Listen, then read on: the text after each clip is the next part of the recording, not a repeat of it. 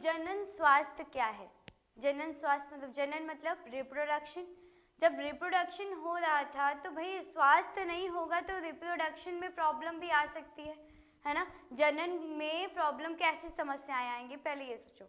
मतलब कि अगर स्वास्थ्य आपका ठीक नहीं है ना, अगर जो महिला है जनन कर रही है उसका स्वास्थ्य ठीक नहीं है तो क्या जो भ्रूण होगा, जो बच्चा होगा, उसमें भी कुछ ना कुछ समस्याएं आ सकती है, शारीरिक मानसिक, है ना, किसी भी रूप में उस पर दिक्कत आ सकती है। भाई इसी चीज़ को वो करने के लिए, मतलब उसको समझने के लिए कि उसमें हेल्थ की कितनी ज़रूरत है, रिप्रोडक्टिव हेल्थ, यही चैप्टर है ना, कि रिप्रोडक्शन के दौरान कहाँ कहाँ पे हेल्थ की नीड होती है। आपकी बॉडी में बहुत सारी चीज़ें ऐसी होती है जो बार बार डेवलप होने के साथ साथ बदलती रहती है ना। जैसे जैसे आपकी एज बढ़ती है तो उसके साथ साथ आपके बॉडी में बहुत सारे विकास होते हैं, डेवलपमेंट होते हैं। अब यहाँ पे जनन स्वास्थ्य हम पढ़ने चल रहे हैं तो हमें यहाँ जनन किसका, पहले तो दो है ना, मेल और फीमेल, जब वो दोनों शुक्राणु और अंडजनन उनका जब मिल रहे थे, अंडाशय है ना, जब मिल रहे थे तो जनन हो रहा था, इतनी बात क्लियर थी। अब भाई जनन अंग जो है, जनन अंग आप समझ रहे होंगे ना, जब रिप्रोडक्टिव जो ऑर्गन्स हैं उसको अगर आप प्योर मतलब उसको साफ सुथरा या फिर उसको क्लियरली मतलब उसको ख्याल नहीं रखोगे तो फिर कैसे चलेगा, है ना। तो इस चैप्टर में हम उसी चीज़ को ब्रीफ में लेके आए हैं कि इसमें है क्या। इम्पोर्टेंट चैप्टर है ये भी, है ना। तो चलिए कंटिन्यू करते हैं आगे। क्या है रिप्रोडक्टिव जनन स्वास्थ्य का डेफिनेशन देख लो पहले। जनन स्वास्थ्य में जनन अंगों की स्वच्छता, किसकी, जनन अंगों की स्वच्छता, अभी मैंने बताया था, व उनके प्रकार के कार्य करने की क्षमता को देखा जाता है, ठीक है। In reproductive health the cleanness of reproductive organs and their ability और to function properly is seen. मतलब उसके अब देखो जनन अंग के जो फंक्शंस कैसे होंगे, मतलब कि देखो हमारे मेल बॉडी का क्या काम था कि शुक्राणु को वो फीमेल बॉडी में इंटर कराना था, है ना, इतना काम करेगा। भाई किसी किसी में क्या होता है कि भाई अगर उसमें शुक्राणु की मात्राएं कम है ना, उसमें नंबर्स ऑफ शुक्राणु मतलब वो क्रोमोसोम्स कम है तो क्या होगा, प्रेगनेंसी में प्रॉब्लम आएगी। कभी कभी क्या होता है महिलाओं में ठीक रहता है लेकिन पुरुषों में समस्याएं होती हैं, है ना, इससे संबंधित लिंग संबंधित समस्याएं होती हैं। तो उन सभी चीज़ों को अगर जांच करवा लो या फिर उसमें जो भी दिक्कत है डॉक्टर के पास जाते हैं, जांच करवाते हैं, ठीक हो जाते हैं, फिर बेबी प्रोडक्शन में कोई दिक्कत नहीं होती। लेकिन कभी कभी महिलाओं में क्या होता है कि अंडाशय में कुछ गड़बड़ हो जाती है, फेलोपियन ट्यूब में कुछ दिक्कत हो जाती है ना, इन सब दिक्कतों की वजह से भी प्रेगनेंसी में प्रॉब्लम आती है। तो मतलब आप समझ सकते होंगे कि जब इतनी सारी समस्याएं आ रही हैं तो हमें कितना ख्याल रखना होता है। वो बोलते हैं जब प्रेगनेंसी का पहला दूसरा महीना चल रहा होता है तो बहुत क्रिटिकल टाइम होता है, वो उस समय माँ का बहुत ही अच्छे से ख्याल रखा जाता है, बहुत ज़्यादा अच्छे से, कि भाई कूदने नहीं देना, इधर उधर जाने नहीं देना, ज़्यादा भारी चीज़ों को उठाने नहीं देना, मतलब उनका बहुत ख्याल रखा जाता है। क्यों, क्योंकि ये जो 2-3 महीने होते हैं बहुत ज़्यादा क्रिटिकल होते हैं, क्योंकि जो बच्चा होता है, जो भ्रूण होता है, वो बहुत ही छोटा होता है, उस समय बहुत छोटा होता है, तो फिर ख्याल तो रखना पड़ता है ना। तो वही हेल्थ को लेके कि भाई क्या खाना है क्या नहीं खाना है ना।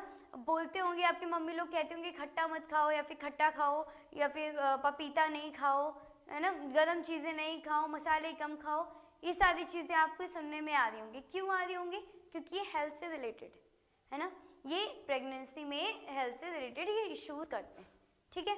इतनी बात क्लियर हुई। रिप्रोडक्टिव हेल्थ का मतलब आप समझ गए। अब विश्व संगठन, विश्व स्वास्थ्य संगठन, इसको कहते हैं WHO यानी world health organisation, world health organisation,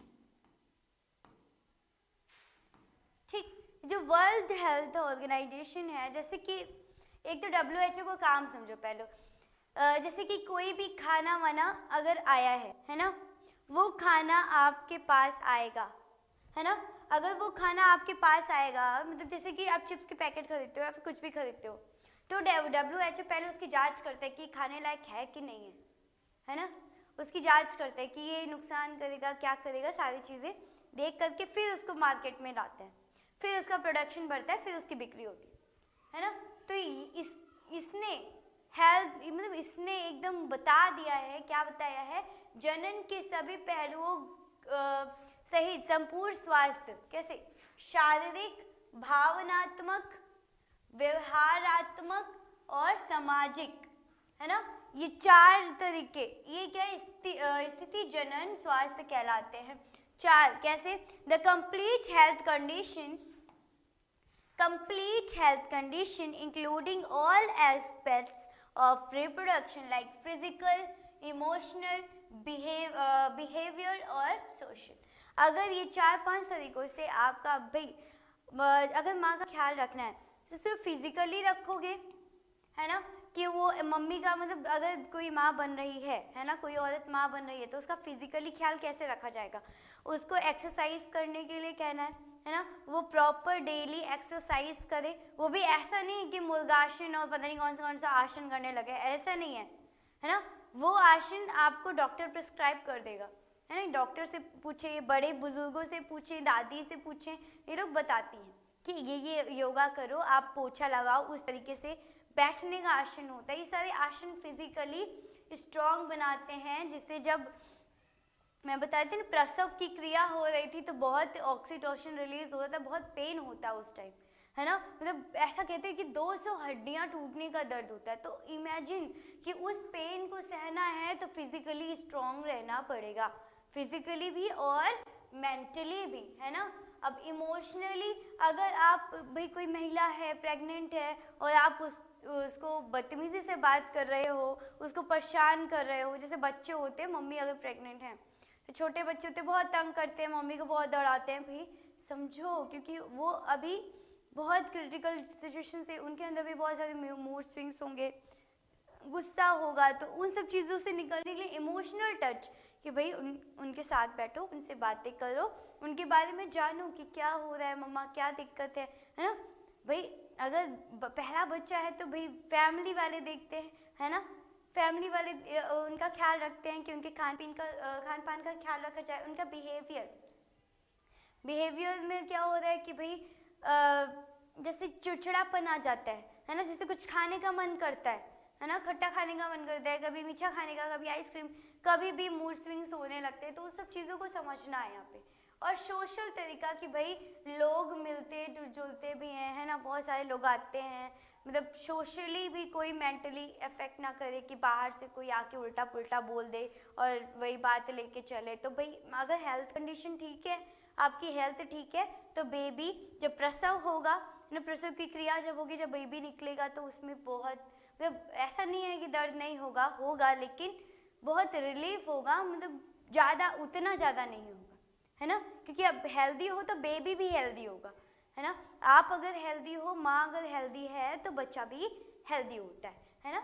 समझ आया? इतनी बात यहाँ पे क्लियर हो गई, दोनों बातें आपको यहाँ पे समझ आ गई होंगी, है ना। अब इसके आगे हमें क्या है, इसके आगे देखो, एक बारी मैं यहाँ पे आपको एक बात और बताना चाहती हूँ। पहले तो मैंने ये बताया नहीं कि इसमें पढ़ेंगे क्या क्या, पहला ये आ गया ना। अब देखो यहाँ पे मैं बता देती हूँ, ठीक, इस जगह पे यहाँ पे मैं बता देती हूँ कि इस चैप्टर में हमें पढ़ना क्या क्या है, कौन से एस्पेक्ट्स को लेकर के चलना है ना, ये भी बता देती हूँ, आप सभी वो करना। चलो, जनन स्वास्थ्य है ना, हमारा जनन स्वास्थ्य पढ़ रहे थे, इसकी डेफिनेशन मैंने बता दी है। अब देखो इसमें क्या क्या है। सबसे पहले तो जनन स्वास्थ्य ही है ना, जनन स्वास्थ्य है। फिर इसमें जो है इसकी क्रियाविधि, जिसे बोलते हैं ना कार्यनीति, या फिर देखो ऐसे लिखते चलो कि इसकी कार्यनीति क्या है ना, इसकी कार्यनीति क्या है वो भी पढ़ेंगे, कार्यनीति, ठीक है। कार्यनीति का मतलब वर्क पॉलिसी क्या है इसकी, है ना। फिर उद्देश्य क्या है, उद्देश्य क्या है, यानी ऑब्जेक्टिव्स क्या क्या है इसके। फिर इसमें हमें पढ़ना है, क्या पढ़ना बच्चा, उल्व वेदक, उल्ब वेदक, वेदक है ना ऐसा, उल्फ वेधन, इसको इंग्लिश में कहते हैं, इंग्लिश वाले बच्चों के लिए बता दूं, कंट्राडिक्शन, कंट्राडिक्शन, समझ आया, कंट्राडिक्शन है ना, बोलना सिखा रही हूँ है ना, कंट्राडिक्शन, जो लॉन्ग लॉन्ग टर्म्स होते हैं उसमें दिक्कत होती है। अब एक पढ़ना है पॉपुलेशन, जनसंख्या वृद्धि, जनसंख्या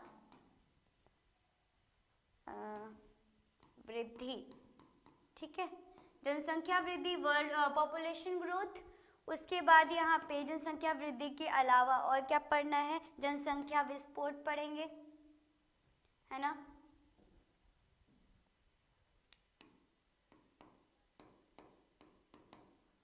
जनसंख्या विस्फोट पढ़ेंगे, है ना, जनसंख्या विस्फोट पढ़ेंगे। फिर और भी चीजें अभी, फिर यहाँ पे देखो, फिर जनसंख्या विस्फोट के बाद गर्भ निरोधक उपाय, क्या पढ़ेंगे, गर्भ निरोधक उपाय, ठीक है, इसके उपाय को समझेंगे भाई ये क्या है ना, गर्भ निरोध मतलब इसको कंसर्वेटिव मेथड कहते हैं।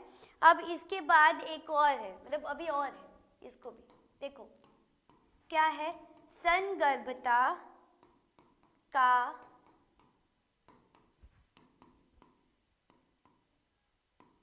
चिकित्सीय समापन, ठीक, इंग्लिश में इसको कहते हैं मेडिकल टर्मिनेशन ऑफ प्रेगनेंसी या फिर अबॉर्शन, ठीक, कि भाई अभी लिख दूं फिर बताती हूँ कि इसमें क्या क्या चीज़ें हैं। और एक और टॉपिक आपका बच जाता है, बंध्यता, क्या है यहाँ पे,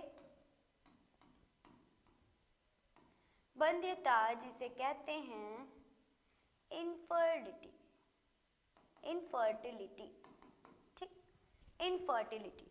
अब इन सब चीज़ों में बेटा एक बात समझना, जनन स्वास्थ्य मैंने बता दिया, जनन के द्वारा आपकी स्वास्थ्य अच्छी होनी चाहिए। अगर जनन है, अगर कोई माँ जन्म दे रही है तो उसका स्वास्थ्य अच्छा होना चाहिए। अगर अच्छा नहीं होगा तो बेबी के स्वास्थ्य में दिक्कत आ सकती है।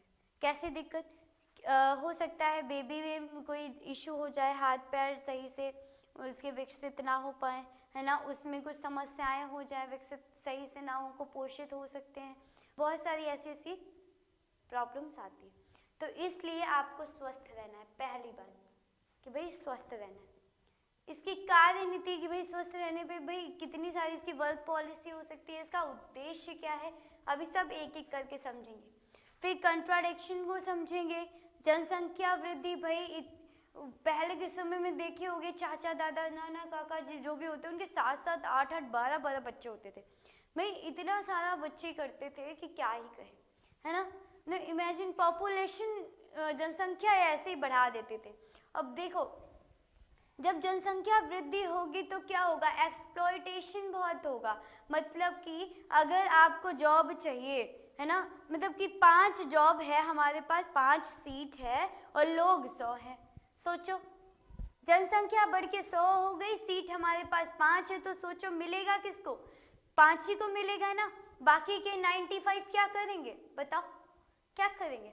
यही दिक्कत आती है, यही जनसंख्या विस्फोट है, एक्सप्लॉयटेशन, इसमें इतनी सारी दिक्कतें आ रही हैं क्या कहें। गर्भ निरोधक उपाय, यानी जब देखो बहुत सारी दिक्कतें आती हैं, जैसे कि आप सभी ने सुना होगा बहुत सारे रेप केसेस हो जाते हैं, है ना, रेप केसेस हो जाते हैं, गलत चीज़ें, लड़कियां मतलब प्रॉब्लम्स की वजह से प्रेग्नेंट हो जाती हैं। लेकिन अब भाई उसको निरोधक उपाय भी है इसका, लेकिन अब देखो बहुत सारे बच्चे जो होते हैं जो किशोरावस्था में गलत कदम उठा लेते हैं, इन सब चीज़ों से बचना चाहिए, बहुत ज़्यादा बचना चाहिए, है ना। अब भाई देखो यहाँ पे चिकित्सा उपाय भी है, है ना, कि अगर संगर्भता आ जाती है, पेट में बच्चा हो जाता है, आ जाता है, तो भाई मैं बोली रेप केसेस हो जाते हैं, कहीं कहीं गलत चीज़ें जब हो जाती हैं तो भाई महिला पे तो ये कुछ जोर है नहीं कि अगर वो हो गई प्रेग्नेंट तो उसकी तो लाइफ खराब, है ना। तो इसके लिए संगर्भता जैसी चीज़ें बनाई गई हैं कि डॉक्टर्स इलाज करके उसको अबॉर्शन कर सके, बच्चा वहाँ पे उत्पन्न ना हो, भ्रूण को वहीं पे समाप्त कर सके, है ना। अब क्या इनफर्टिलिटी भी, बाध्यता मतलब कि रोक देना, एकदम से रोक देना कि भाई अब बेबी नहीं होना है। इतनी बातें आपको क्लियर होगी, इतनी बातें समझ आई। इसमें बहुत सारी टॉपिक्स भाई आप पढ़ोगे जो कि आपकी लाइफ से रिलेटेड। भाई मैं तो कहती हूँ ये चैप्टर ना सबको पढ़ना चाहिए, सबको, सभी बच्चों को, मतलब सबको, आपके फैमिली मेम्बर सभी को पढ़ना चाहिए, क्योंकि इस चैप्टर में ना आपके सोशली ऐड होते हो आप यहाँ पे, सामाजिक रूप से। अगर यहाँ पे कोई समस्या, देखो ये चैप्टर है आपके लाइफ में काम देगा, है ना। कभी आपसे कुछ गलतियाँ हो जाती हैं, कभी किसी और से कुछ गलतियाँ हो जाती हैं, तो आप उसको समझाओ कि हमारे पास ये उपाय हैं, ये बात है। बहुत सारे बच्चे, बहुत ज़्यादा होता है मेंटली डिस्टर्ब हो जाते हैं, बहुत सारी डिस्टर्बेंस की वजह से गलत कदम उठा लेते हैं, तो ये सब चीज़ें गलत है। अगर आप समझोगे, हर बातों को अच्छे से सुनोगे, सीखोगे, तो गलतियाँ कभी नहीं करोगे, है ना। पहली बात तो कहते ही हैं कि मम्मी पापा से बड़ा कुछ नहीं, सिर्फ वही हैं, वो सबसे बड़े हैं, है ना। उनकी बातों को मानना है, हमेशा मानना है। लड़ाई सिर्फ एक चीज़ पे करो, पढ़ने के लिए, है ना। सब अगर लड़ाई कर रहे हो, कहीं जाना है, घूमना है, तो भाई मैं भी थी ना, जब मैं थी तो मैं भी लड़ाई करती थी सिर्फ पढ़ने के लिए। मैं कहती थी नहीं मुझे और पढ़ना है, मुझे पढ़ना है, मुझे नहीं जाना घूमने, मुझे पढ़ना है। क्यों पढ़ना है? क्योंकि मुझे पता है पढ़ने से, बोलते हैं ना, जो एक कलम होती है ना, वो आपको यहाँ से यहाँ लेके जाती है। यहाँ से यहाँ मतलब जब आप सोचो, अभी आप पढ़ रहे हो, अभी आप स्टूडेंट हो, और कल को जब आप ऐसे रील्स खिसकाते होगे तो देखते होगे बहुत सारे, मतलब ऐसे सेलिब्रिटीज़ होते हैं, जो एक्टर्स होते हैं, उनकी बात अलग है। एक्टर्स के अलावा, है ना, बहुत से, जैसे IAS है, IPS है, IFS है, PCS निकाल लिया, डॉक्टर बन गया, इंजीनियर बन गया, इतना बड़ा, लंदन में पढ़ रहा है, यहाँ वहाँ, मतलब सोचो, ऐसा नहीं है कि हर जगह पैसे काम आते हैं, है ना, पैसे काम नहीं आते हैं, है ना। हमारे बीच बहुत अच्छे थे जिनके पास, मतलब ऐसे भी लोग हैं जो बहुत ज़्यादा गरीब थे, लेकिन वो उठ के आए हैं। कैसे उठ के आए? क्योंकि उनके अंदर लगन थी, मेहनत थी, पढ़नी थी, है ना। उनका मन था कि हाँ पढ़ना है, करना है कुछ, तो उस चीज़ के लिए भाई अब इसमें इतनी सारी बातें चलो करने से अच्छा समझते हैं, है ना। जनन स्वास्थ्य, 1 सेकेंड। अब जनन स्वास्थ्य से रिलेटेड कुछ समस्याएं, प्रॉब्लम और उनकी कार्यनीति को समझते हैं कि क्या है। भारत विश्व का पहला ऐसा देश है, कैसा, फर्स्ट ऐसा देश है जहाँ पे राष्ट्रीय स्तर पर 1951 में परिवार नियोजन के नाम पर जनन स्वास्थ्य नाम से जनन स्वास्थ्य को लक्ष्य बनाकर कार्य किया गया था। अब इस कार्य में हुआ क्या था? ये सुना है कि एक समय ऐसे लॉ पास होता 1951 में कि भाई आप 3 बच्चे रखोगे, 3 बेबीज का, कि भाई 3 बच्चों से ज़्यादा आपको नहीं रखने हैं, बस 3 ही। उसके बाद फिर लॉ पास हुआ कितने, 2 बेबीज का, कि भाई 2 बच्चे सबसे अच्छे, है ना, 2 बच्चे बहुत अच्छे। अब भाई 2 बच्चों का लॉ हो गया, भाई क्या रोक हो गई कि जिसके पास 2 बच्चे हैं अब वो तीसरा बच्चा ना करे, है ना। स्ट्रिक्टली इसको फॉलो भी करते। लेकिन आज के समय में लोगों को 1 बेबी चाहिए बस। भाई पॉपुलेशन कम करो, है ना। जहाँ पे पॉपुलेशन नहीं है वहाँ बढ़ नहीं रही है, यहाँ बढ़ी है तो और ज़्यादा ही बढ़ेगी। ज़्यादा बढ़ेगी तो मैं बताइए क्या दिक्कत होगी, जॉब नहीं मिलेगी, खाने के लिए। अब सोचो टमाटर के भाव अभी बढ़ गए थे हाल ही में, कितने, 150 200 ऐसे हो गए थे। क्यों हो गए? क्योंकि भाई लोग ज़्यादा हो गए, उत्पादन कम हो रहा था, तो महंगाई बढ़ गई। समझ आया? महंगाई क्यों बढ़ती है? इसी वजह से बढ़ती है क्योंकि लोग खरीदारी ज़्यादा। अगर आपके पास 10 पेन है ना, 20-25 लोग आ गए कह रहे मुझे पेन दे दो, 10 नहीं चलो 5 पेन है, 5 पेन है, 20 लोग हैं। अब जो उस 5 पेन का मतलब, अब देखो स्कूल में हो और कहीं जाके तुम पेन नहीं ले सकते, इसी से लेना पड़ेगा, है ना। अब भाई बहुत ज़रूरी है, लेना तो है ही है। तो भाई ये जो है जिसके पास ये 5 है, अगर ये एक पेन को 100 में भी बेचेगा तो बच्चे लेने के लिए मजबूर रहेंगे। क्यों? क्योंकि उनको उसकी ज़रूरत है, तो लेंगे ही, है ना। कुछ बच्चे होंगे बहुत उपद्रवी जो कहेंगे अरे मैम हम ऐसे लिख लेंगे, है ना, याद कर लेंगे सब, है ना। तो मेरे कॉन्सेप्ट समझो, मैं जैसे समझाना चाहती हूँ कि वैल्यू ना कम चीज़ की इसीलिए बढ़ जाती है क्योंकि लोग खरीदार ज़्यादा हो जाते हैं, है ना। समझ आया? अब देखो पेट्रोल का भी इसी वजह से दाम बढ़ता है क्योंकि पेट्रोल भाई जहाँ से निर्यात होता है, जहाँ से आता है ना, आयात निर्यात होता है ना, तो जहाँ से आता है वो भाई इतनी दूर से आता है, मतलब सोचो पैसा लगता होगा। अब पेट्रोल की खपत भी कम हो रही है तो इसी वजह से महंगाई बढ़ जाती है। अब यहाँ पे इसकी व्यापक सफलता के बाद इसका नाम परिवार कल्याण कर दिया। अब ये जब बहुत ज़्यादा सफलता हो गया तो इसका नाम क्या रखती है? परिवार कल्याण। अब पहले क्या नाम था इसका? परिवार नियोजन के नाम से था ये, है ना, जनन स्वास्थ्य वाला। अब क्या हो गया? अब हाल ही के समय में वर्तमान में इसका नाम क्या रख दिया? RCH, reproductive and child health. समझ आया? क्या रख दिए हैं? जनन एवं बाल स्वास्थ्य सेवा कार्यक्रम, है ना, जनन एवं बाल स्वास्थ्य सेवा कार्यक्रम। समझ आया? ये नाम हो गया।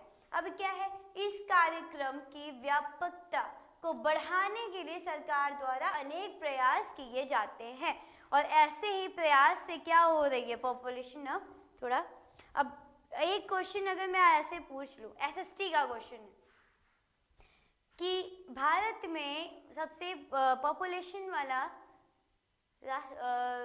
कौन सा राज्य है, सबसे ज़्यादा पॉपुलेशन वाला? बताओ। अरे जहाँ रहते हैं मैम वही तो है। हाँ सही बोला, यूपी। उत्तर प्रदेश जो है वो सबसे ज़्यादा पॉपुलेशन वाला देश है। लेकिन अगर मैं बोलूँ एरिया वाइज, तो एरिया वाइज क्या है? राजस्थान। तो क्या राजस्थान में इतनी पॉपुलेशन है? राजस्थान में इतनी पॉपुलेशन है? जितनी ज़्यादा पॉपुलेशन उत्तर प्रदेश में है, क्या उतनी राजस्थान में है? नहीं है ना, क्योंकि वहाँ एरिया ज़्यादा है लेकिन वो राजस्थान रेगिस्तान है, इसी वजह से। समझ आया? ये बातें क्लियर हो गई आपको? यहाँ तक कोई समस्या? यहाँ तक कोई समस्या? अब चलिए आगे पढ़ते, आगे चलते। आगे क्या है? RCH receptor. भाई ये क्या है? RCH क्या है? यहाँ पे ये देखो, ये लिखा हुआ किशोरावस्था में आने के बाद बच्चों में आने वाला परिवर्तन। मैं इसमें कुछ आपको ऐसे बताती हूँ, है ना। जैसे लड़कियाँ या फिर लड़कों में भी, जब लड़कियाँ बड़ी हो रही है, पहले लड़कों का बताऊँगी, लड़कियों को। चलो लड़कों को बताती हूँ, हमेशा लड़कियों का नहीं बताते ना। चलो लड़के जब एक मैंने बोला था 12 की एज में आएंगे तो वो बड़े होने लग जाएंगे, तो उनके क्या होंगे? फिर थोड़े और बड़े होंगे, 18-19 साल में, उनके मूछें आने लगेंगी, है ना, हाथ पैर, सीने में, छाती में बाल आने लगेंगे, है ना। तो ये क्या होता है? ये उनकी बढ़ते क्रम में भाई विकसित होते हैं। वैसे ही महिलाओं में क्या होता है? जैसे कि बच्चा जो है, जब कोई लड़की है 12-13 साल की हुई तो उसमें मेंस्ट्रुएशन साइकिल यानी पीरियड्स आने लगते हैं, है ना, ब्लीडिंग्स वगैरह होने लगती है। और जो बच्चे को भाई पहले से ना बता के रखो तो अरे क्या हो गया, नहीं समझ आया मैम, चोट लग गई, ये वो, मतलब इमेजिन अगर उस बच्चे को नहीं पता है तो क्या वो ऐसा ही सोचेगा ना कि उसे कोई बीमारी हो गई या फिर पता नहीं क्या हो गया, चोट लग गई क्या, है ना, उसे पता नहीं, तो डर जाएगा। इसीलिए पहले से बता के रखना चाहिए। जितनी भी महिलाएं होती हैं ना, मम्मी लोग होती हैं या फिर जितनी भी बड़ी औरतें घर पे होती हैं, तो वो उनको, मुझे तो लगता है कि उन्हें बताना चाहिए जब उनका बच्चा 11 या 12 साल का हो जाए तो उन्हें बताए कि पीरियड्स ऐसी ऐसी प्रॉब्लम होती है, ये हर महीने होनी होती है, ये शरीर में विकसित होता है ना। क्या क्या विकसित होता है भाई? स्तन का साइज बढ़ने लगता है, तभी पीरियड्स आने लगते हैं, है ना। और उस समय कहते हैं कि भाई भारी सामान नहीं उठाना, क्योंकि दिक्कत होती है किसमें, प्रेगनेंसी में। इसी वजह से ये चैप्टर है ना, तो पढ़ना जरूरी है। अब यही चीज चलो रीड करते हैं, क्या है, किशोरावस्था में आने पर बच्चों को अपने शरीर में होने वाले परिवर्तनों का सही ज्ञान होना चाहिए, है ना। सही ज्ञान नहीं होगा तो बच्चा डर जाएगा, ऑब्वियस। किशोरावस्था में जब वो बड़ा हो रहा है, किशोरावस्था यंग एज है ना, समझ लोगे। अब क्या, बच्चों के द्वारा गलत कदम से बचना। भाई अगर गलती हो गई है, कोई गलती हो गई, तो भाई गलत कदम नहीं उठाना है। आप अपने मम्मी पापा से बोलो, नहीं बोल पा रहे तो अगर आपका स्कूल का कोई टीचर है महिला टीचर, तो आप उससे कहो, या फिर आप किसी बड़े से जो आपको समझ सके आप उससे बात करो, लेकिन कभी भी गलत कदम नहीं उठाना चाहिए, है ना। अगर आपको कोई दिक्कत हो रही है, कुछ चीज़ें समझ नहीं आ रही हैं, बहुत सारी होता है कभी कभी बच्चों में बहुत सारे प्रेशर हो जाते हैं, तो फिर उस चीज़ों को लेके भाई आप सभी अभी से तैयार हो, है ना। विवाह के उचित आयु और स्वास्थ्य जीवन की जानकारी, मतलब कि पहले के समय में बता दूं, बच्चा जब पेट में होता था ना, मतलब ऐसा हो गया कि लड़की है अगर या फिर हो गई, है ना, तो शादी फिक्स पहले कर देते थे कि चलो अब इसकी शादी इसी के साथ करेंगे, है ना। इमेजिन बाल विवाह जैसी समस्याएं, पहले बाल विवाह हो जाते थे, मतलब बच्ची 12-13 साल की हुई नहीं, उसके पीरियड्स आए नहीं कि उसकी शादी कर दो, है ना, वो बड़ी हो गई, अब उसकी शादी कर दो। मतलब इमेजिन इसमें क्या होता था, जब बच्ची जब भाई बड़ी हो रही है ना, जब वो बड़ी हो रही है, भाई उसकी शादी 12-13 साल में हो गई है, तो जब वो भाई अब इंटीमेट होंगे तो भाई वो बहुत ज़्यादा कष्ट भी सहेगी, बहुत ज़्यादा क्या सहेगी भाई, कष्ट भी होगा उसको, है ना, दर्द भी होगा, और उसके साथ साथ और भी चीज़ें समस्याएं आएंगी, जैसे कि जब वो प्रेग्नेंट होगी, है ना, जब प्रेगनेंसी गर्भ धारण करेगी ना, जब प्रेगनेंसी आएगी उसकी, तो भाई जब प्रसव की मतलब जब बच्चा निकलेगा ना, तो मतलब देखो दर्द तो उसको सहना ही है, लेकिन कभी कभी ऐसा हो जाता है, ज़्यादातर जब महिलाएं जब छोटी होती थी तब उनको अगर ऐसा प्रेगनेंसी कॉज होता था, तो क्या होता था, या तो बच्चा विकसित सही से नहीं हो पाता था, उसमें कोई दिक्कत हो जाती थी न, वो कुपोषित हो जाता था, या तो जब प्रसव के दौरान ही महिला की मौत हो जाती थी, माँ की मृत्यु हो जाती थी, है ना।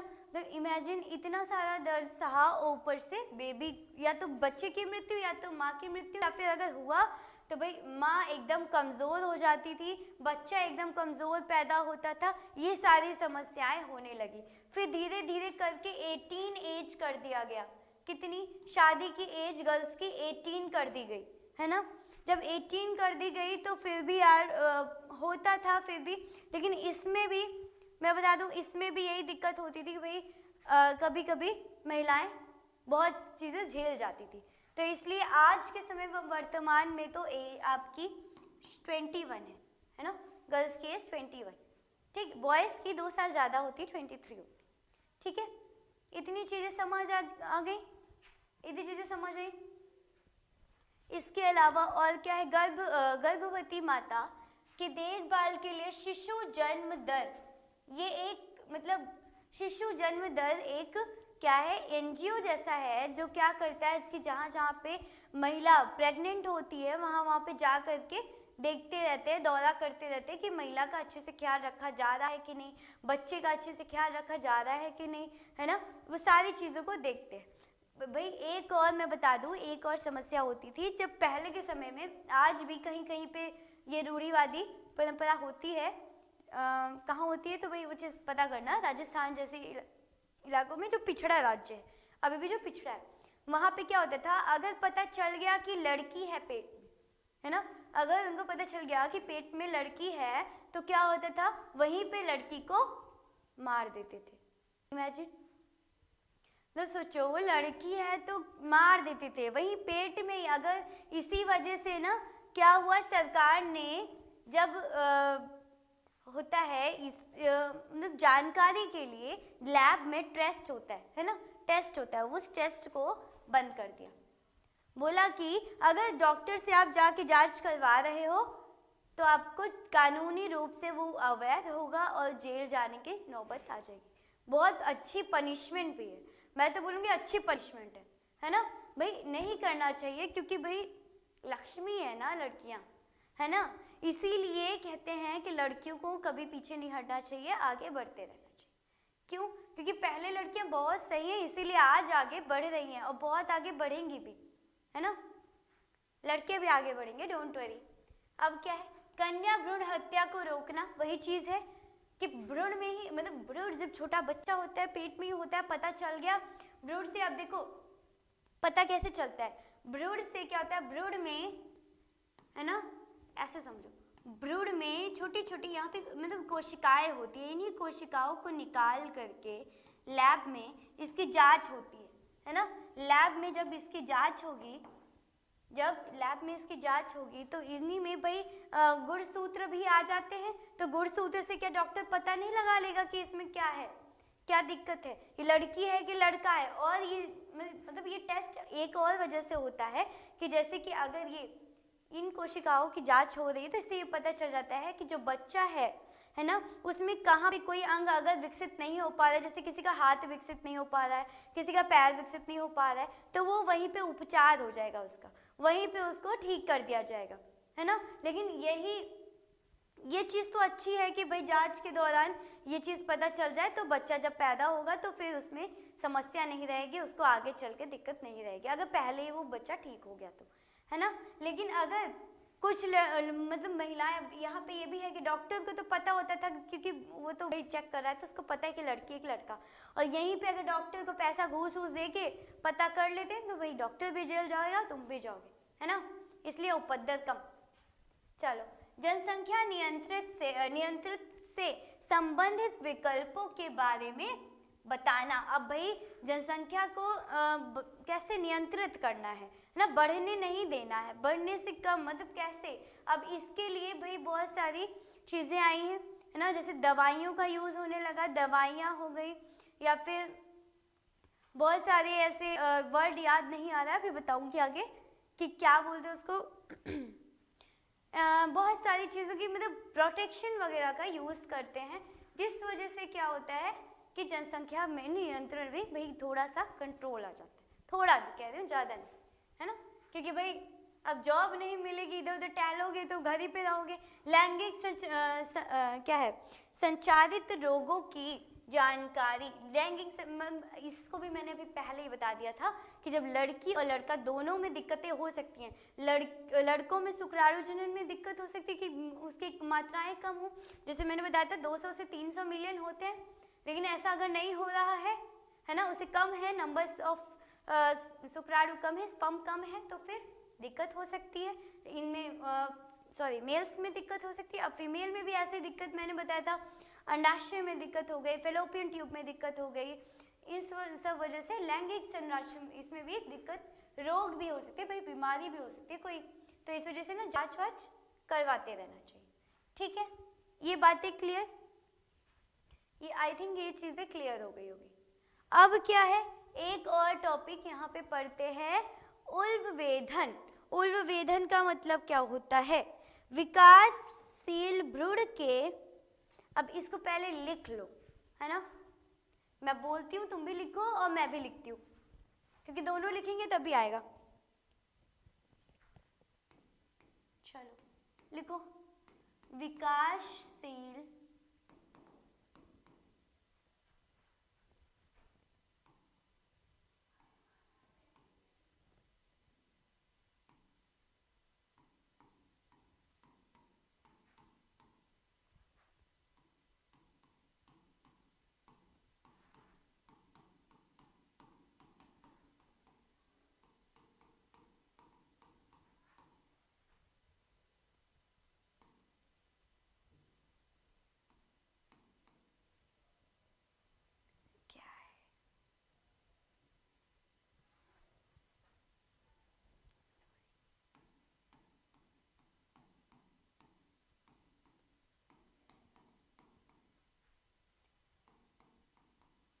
बहुत राइटिंग गंदी हो जाती है ना, कहोगे मैम आप क्या लिख रही हैं, समझ नहीं आ रहा है ना। चलो छोटा छोटा लिखती हूँ ना तो फिर बनेगा। एमिनोटिक, क्या लिखती हूँ मैं? एमिनोटिक। अब समझ आया?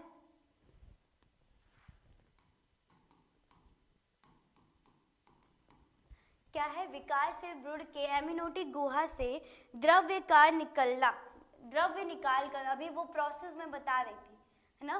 क्या निकाल के? द्रव्य को निकाल कर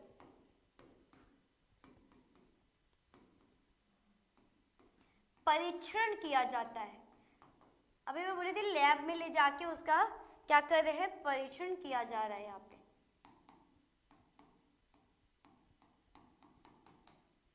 है ना? चलो इस चीज को समझो कि भाई मैंने बोला यहाँ ये क्या है? भ्रूण है। भ्रूण में जो ये कोशिकाएं हैं इसको लैब में ले जाके क्या कर रहे हैं? लैब में ले जाके इसके अंदर जो भ्रूण है उसकी जांच कर रहे हैं। कहाँ पे? लैब में इसकी जांच कर रहे हैं। जब जांच करेंगे तो बहुत सारी चीजें हमें यहाँ पे पता चलेंगी। क्या क्या? कि आनुवांशिक विकार इसमें क्या क्या चीजें हैं, मतलब कि इनमें आनुवांशिक विकार तो नहीं, जो बच्चा है उसमें आनुवांशिक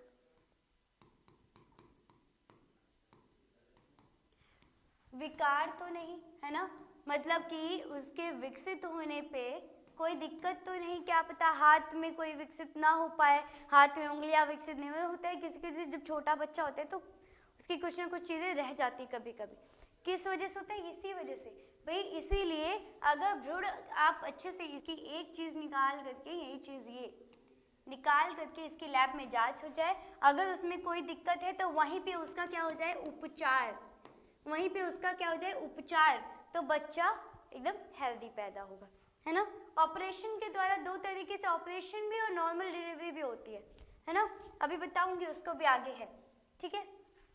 ये हो गया। अब यहीं पे बच्चा, यहीं पे गुणसूत्र भी आ जाते हैं।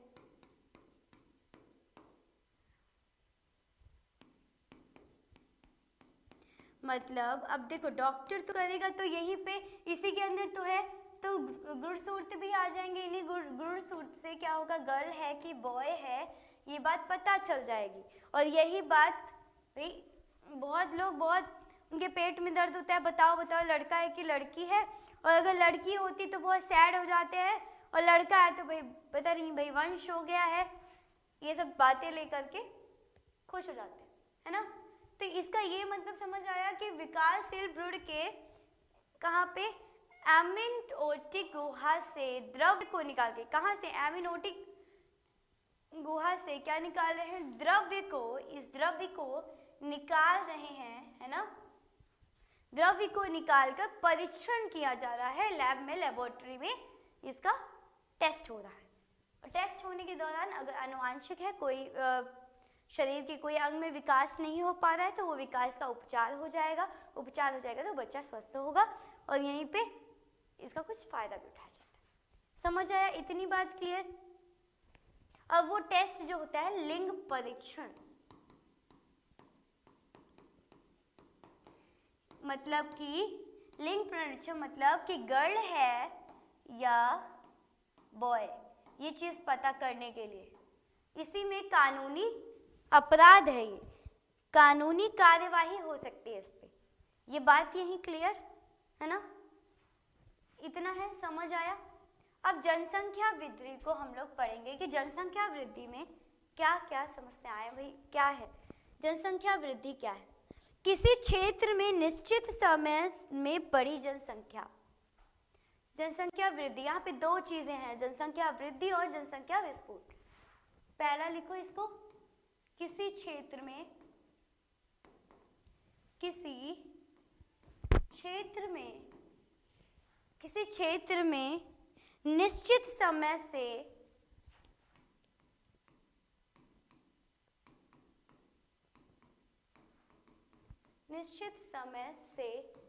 बढ़ रही जनसंख्या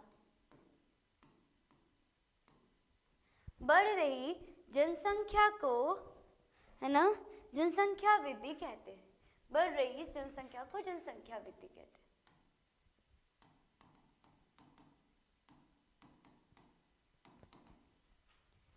जनसंख्या वृद्धि कहते हैं।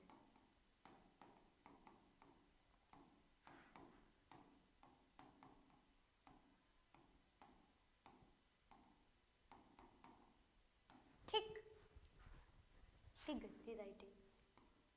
चलो समझ आ रहा है ना, तुम लोग के पढ़ने में आ रहा है ना। अब जनसंख्या वृद्धि का भाई मैं डायग्राम बनाऊं तो ये ऐसे ही बनेगा।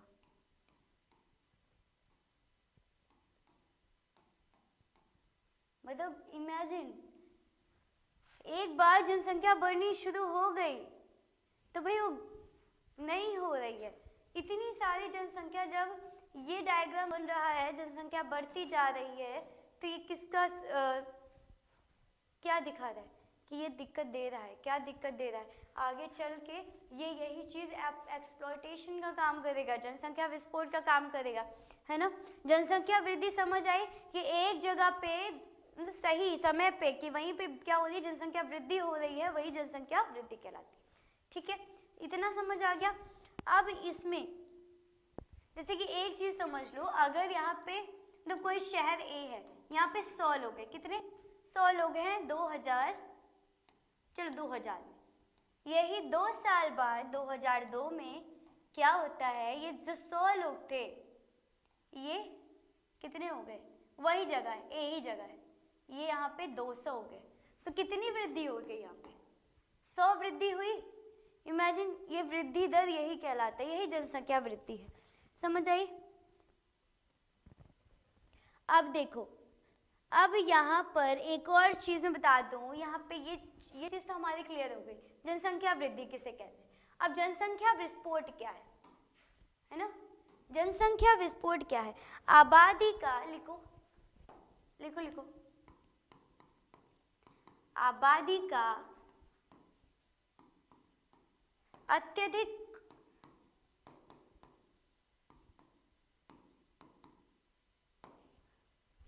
बढ़ जाना,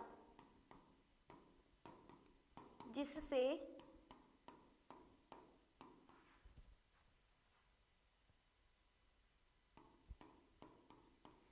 साधनों में कमी आना, साधनों में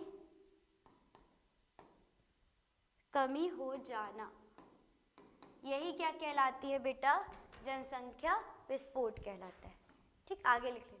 आबादी का अत्यधिक मतलब कि आबादी एक टाइम में इतनी ज़्यादा बढ़ गई, इतनी ज़्यादा चली गई, बढ़ गई कि जो हमारे पास जो सोर्सेस थे, है ना, साधन थे, जो हमारे पास जो सोर्सेस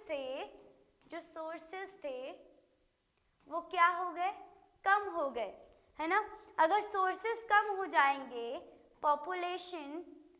पॉपुलेशन बढ़ेगी तो क्या होगा भाई? एक दुविधा है ना कि भाई अगर पॉपुलेशन बढ़ रही है और सोर्सेस कम हो रहे हैं तो मतलब लोग क्या चाहेंगे?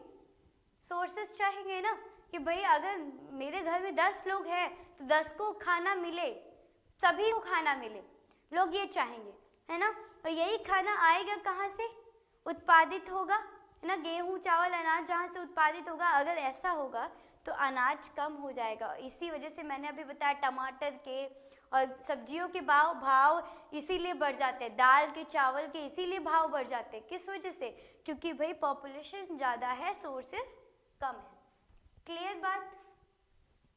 ये बात क्लियर हो गई बेटा? समझ आ गया? अब यहाँ पे चलो आगे बढ़ते हैं। आगे क्या है? गर्भ निरोधक। चलिए, अब गर्भ निरोधक के बारे में हम कल पढ़ेंगे।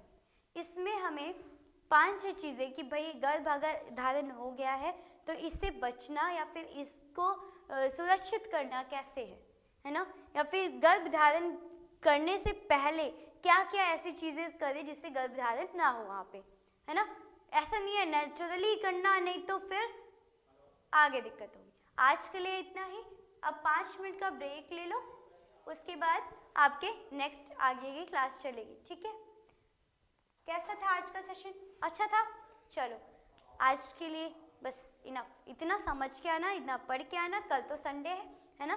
कल आपके लिए टेस्ट इंतज़ार कर रहा है और अच्छे से टेस्ट देना। 20 मार्क्स का पेपर होगा। All the best.